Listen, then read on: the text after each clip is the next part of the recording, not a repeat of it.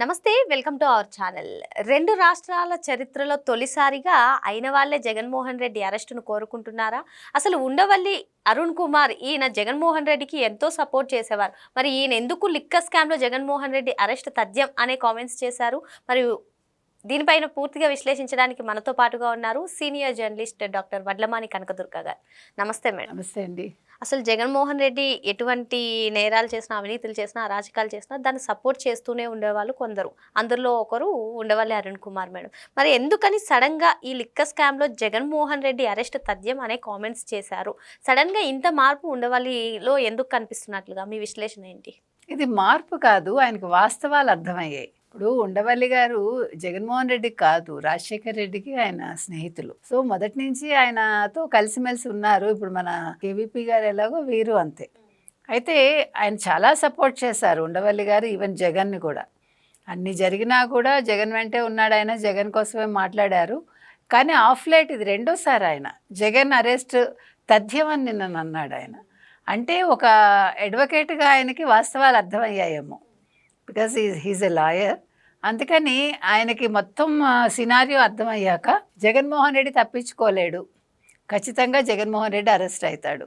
అంటే రోజు ఈ లిక్కర్ స్కాము రకరకాల మలుపులు తీసుకుంటోంది. అదొకటే కాకుండా అసలు ఎప్పుడు ఏం జరుగుతుంది, అసలు ఎవరు బయటకు వస్తారు, ఎవరి పేర్లు వస్తాయి, అసలు ఎవరికి ఇందులో లింకులు ఉన్నాయి. ఇవాళ సజ్జల గారు చెప్పినట్టుగా ఓ రోజు ఆఫ్రికా అంటారు, ఓ రోజు దుబాయ్ అంటారు, ఓ రోజు థాయిలాండ్ అంటారు, ఓ రోజు నెదర్లాండ్స్ అంటారు, ఇంకో రోజు హైదరాబాద్ అంటారు అంటున్నాడు. అంటే ఈ పేర్లన్నీ సజ్జలకు గుర్తున్నాయి కదా, అంటే స్కామ్ చేసిన వాడికి బాగా గుర్తుంటాయి. ఇప్పుడు సూత్రధారులు వాళ్లే కాబట్టి, అంటే ఒక లక్ ఎవరు సజ్జల గారికి ఏం జరిగి ఉండొచ్చు అంటే, ఆయన సకల శాఖ మాచులుగా షాడో ముఖ్యమంత్రిగా ఉండిపోయి లిక్కర్ స్కామ్లో ఆయన వేలు పెట్టలేదు అనుకుంటా, అక్కడ ఆయన తప్పించుకున్నాడు. ఏమో మేడం, రేపు సజ్జల పేరు కూడా చెప్తున్నా అదే. ఇంతవరకు అయితే ఆయన పేరు ఎక్కడా రాలేదు. అంటే అవకాశం జగన్మోహన్ రెడ్డి ఇవ్వలేనట్టుంది, ఆయన అక్కడికే కన్ఫైన్ చేశాడు. కానీ వేరే ఆయన ఎక్కువ నమ్మింది ఎవరిని, పెద్దిరెడ్డిని, మిథున్ రెడ్డిని, తర్వాత కసిరెడ్డిని.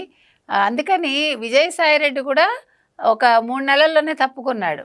అంటే చూసారా, ఎప్పుడైతే గోవిందప్ప బాలాజీ ఒక సీఏగా ఉండి ఆయన పిక్చర్లోకి వచ్చారో మొత్తం సినారియో మారిపోయింది. సో విజయసాయిరెడ్డి స్థానాన్ని మీకు గోవిందప్ప బాలాజీ ఆక్యుపై చేశాడు. అంటే భారతీరెడ్డి తల పెట్టారు. మీకు అర్థమైందా ఇప్పుడు? సో ఎంత స్కెచ్ మారిపోయింది చూడండి. అంటే ఒక మంచి జరిగింది ఎవరికి, ఏటుగా చెప్పుకునేటువంటి జగన్మోహన్ రెడ్డి గుండె చెప్పుడుగా చెప్పుకునేటటువంటి విజయసాయిరెడ్డి గోవిందప్ప బాలాజీ ఎంట్రీతో అవుట్ అయ్యారంటారా మేడం? ఖచ్చితంగా మనకు అదే కనిపిస్తోంది. కానీ అది ఆయనకు మంచి జరిగింది. ఇప్పుడు మీరు ఒక స్కామ్లో ఇరుక్కున్నారండి ఫస్ట్, కానీ మీరు దాంట్లోంచి బయటకు వచ్చేసారనుకోండి, పూర్తిగా అందులో అంటే సంతకాలు అవి చేయకుండా మీరు పాల్గొని ఉండొచ్చు, అందులో విధి విధానాలు ఖరారు చేసే వరకు మీరు ఉండొచ్చు. పాలసీ మేకింగ్లో హీ వాజ్ దేర్, బట్ ఎక్కడ ఆయన సంతకం పెట్టినట్టు లేదు, టెక్నికల్ ఎవిడెన్స్లు ఏమీ లేవు. కాబట్టి ఆ రకంగా ఆయన సేఫ్. డబ్బులు ఇప్పించారు కదా అప్పు అంటే, ఏమో నాకేం తెలుసు, అది మంచిగా వాళ్ళు మద్యం తయారు చేస్తారనుకున్నాను, ఇప్పించాను అనొచ్చు. సో ఆ రకంగా చూసుకుంటే ఇక్కడ ఇద్దరు సేఫ్లో ఉన్నారు, ఒకళ్ళు సజ్జల, ఒకళ్ళు విజయసాయిరెడ్డి. ఇద్దరు చాలా కీ పర్సన్సే చెప్పాలంటే. అంటే మీరు ఒక చెడులో మంచి, ఒక మంచిలో చెడు అంటారు చూడండి, ఆ రకంగా. సో ఇవాళ సజ్జల ఏం మాట్లాడినా మీకు అక్కడ క్లియర్ కట్గా తెలుస్తోంది. ఆయనకి లెక్కలు రావని కూడా అర్థమైంది. ఎందుకంటే మా హయాంలో ఎక్కువ ఆదాయం వచ్చింది, చంద్రబాబు నాయుడు గారు మరి ఇప్పుడు ఎందుకు తగ్గింది ఆదాయం అంటాడు. రేట్లు తగ్గిస్తే ఆదాయం తగ్గక ఏమవుతుంది? మరి ఇప్పుడు ఈ లెక్కన వాళ్ళు ఎక్కువ షాపులు పెట్టినట్టే కదా, బెల్ట్ షాపులు పెట్టేశారు. పైగా ఇదేంటి ఆన్లైన్లో కూడా మద్యం విక్రయాలు చేస్తామంటున్నారు అంటున్నాడు ఆయన. డబుల్ స్టేట్మెంట్స్ కాదు, డబుల్ స్టేట్మెంట్ కాదు, ఆయనకు వాస్తవం అర్థం కావట్లేదు, లెక్కలు తెలియట్లే అంతే. కాబట్టి ఇవాళ లిక్కర్ స్కామ్లో ఇరుక్కున్నాక వీళ్ళందరూ నిజంగా ఒక్క పాయింట్ చెప్పండి. ఇప్పుడు సరేనయ్యా, మీరు లిక్కర్ స్కామ్ చేయలేదు, మరి ఎందుకు మాటి మాటికి వచ్చి ఆ లిక్కర్ స్కామే లేదు, అసలు మద్యం కుంభకోణమే లేదు, ఇదంతా అబద్ధం అని ఎందుకు చెప్తారు? ఒకవేళ అది అబద్ధం అయితే అది ప్రజలే అర్థం చేసుకుంటారుగా. మరి ఇవాళ ప్రజలు ఎందుకు కోరుకుంటున్నారు జగన్మోహన్ రెడ్డి అరెస్ట్ అవ్వాలని?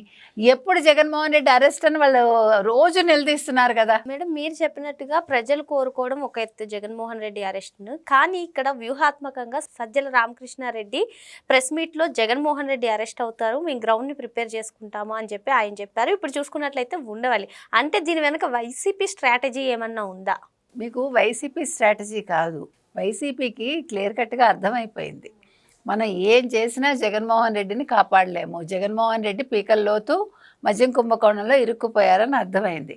అర్థమయ్యాక ఇవాళ ఉండవల్లి తెలివిగా ఒక స్టేట్మెంట్ ఇచ్చేశారు, మీరు అర్థం చేసుకోండి. సో ఉండవల్లి నిన్నటి వరకు సపోర్ట్ చేసిన ఉండవల్లి రెండోసారి కూడా అదే స్టేట్మెంట్ ఇచ్చారు. అంటే ఉండవల్లి ఇంకా వైసీపీతో సంబంధాలు కట్ ఆఫ్ చేసుకున్నారు. కానీ సజ్జల కట్ ఆఫ్ చేసుకోలేడు. అందుకని ఆయన ఏమంటున్నాడు, మొత్తం అంతా నేనే తీసుకుంటాను సమా, పగ్గాలన్నీ నా చేతికే వస్తాయి, పార్టీ పగ్గాలు కావచ్చు అని. నేను భారతీరెడ్డి కూడా ఇందులోకి రాకపోవచ్చు అని మాట్లాడాడు. మీరు కుటుంబంలో సమస్యలు వస్తాయి, ఆవిడ మళ్ళీ రాజకీయాల్లోకి వస్తాయనే మాట వాడాడు. సో అతను గ్రౌండ్ ప్రిపేర్ చేసుకుంటున్నాడు, మీకు అర్థం కావట్లా. గ్రౌండ్ ప్రిపరేషన్ అనేది for Sajjala, not for Jaganmohan Reddy or not for Bharathi Reddy. మీకు ఇప్పుడు అర్థమైందా?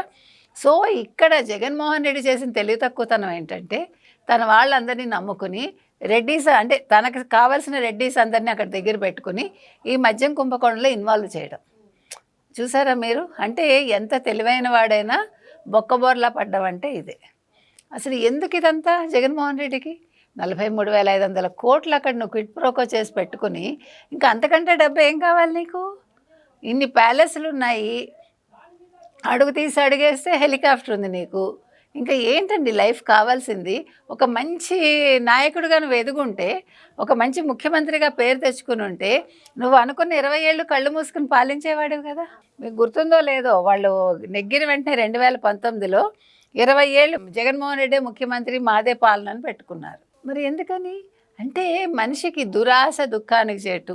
ఇప్పుడు బంగారు బాతుగుడ్డు కథ తెలుసు కదా, బాతుని చంపేసుకుంటారు. అట్లా ఈయన తన రాజకీయ ప్రస్థానంలో తన ఎదుగుదలని తనే చంపేసుకున్నాడు. అంటే అవినీతి అనే ఒక కోరల్లో ఇరుక్కుని జగన్మోహన్ రెడ్డి ఈ రకంగా అయిపోయాడు. కాబట్టి ఇప్పుడు జగన్మోహన్ రెడ్డిని రక్షించే వాళ్ళు లేరు, అటు బీజేపీ పూర్తిగా తలుపులు మూసేసింది. ఎప్పుడైతే మాధవ్ ఆ స్టేట్మెంట్ ఇచ్చారో బీజేపీ మాధవ్, తర్వాత బీజేపీ తరఫున ఇంకా వాళ్ళిద్దరు కూడా మాట్లాడటం జరిగింది.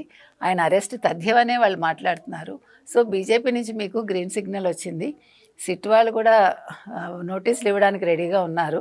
సో అన్ని ద్వారాలు మూసుకుపోయి అయినా కూడా జగన్మోహన్ రెడ్డికి బుద్ధి లేకుండా ఇంకా నెల్లూరుకి వెళ్దామా, వాళ్ళని పరామర్శిద్దామా, లేకపోతే ప్రసన్న కుమార్ రెడ్డిని పరామర్శిద్దామా, అక్కగారిని తిట్టిన ప్రసన్న కుమార్ రెడ్డిని అనే కొట్టుకుంటున్నాడు తప్ప, అయ్యో నేను ఏం చేయాలి ఇప్పుడు, ప్రజల్లో కనీసం కొద్దిగా నా మీద సానుభూతి తెచ్చుకుందామని ఆలోచించట్లే. ఇంకా ఆ రకంగా చూసుకుంటే ఇవాళ మిథున్ రెడ్డి సానుభూతి కోసం ట్రై చేశాడు, కేసిరెడ్డి రాజ్ ట్రై చేశాడు, చెవిరెడ్డి ట్రై చేశాడు. కానీ జగన్మోహన్ రెడ్డి మాత్రం ఇంకా అంటే అసలు వాస్తవాలు అర్థం చేసుకోకుండా ఇంకా మూర్ఖంగా అలాగే కొనసాగుతున్నాడు. ఉండవల్లికి ఇప్పుడు జ్ఞానోదయం అయిందమ్ము అని చెప్పి అందుకే ఇటువంటి కామెంట్స్ చేస్తున్నారని మేడం చెప్తున్నారు. మరో అంశంతో మళ్ళీ కలుద్దాం. Thank you madam. Thank you.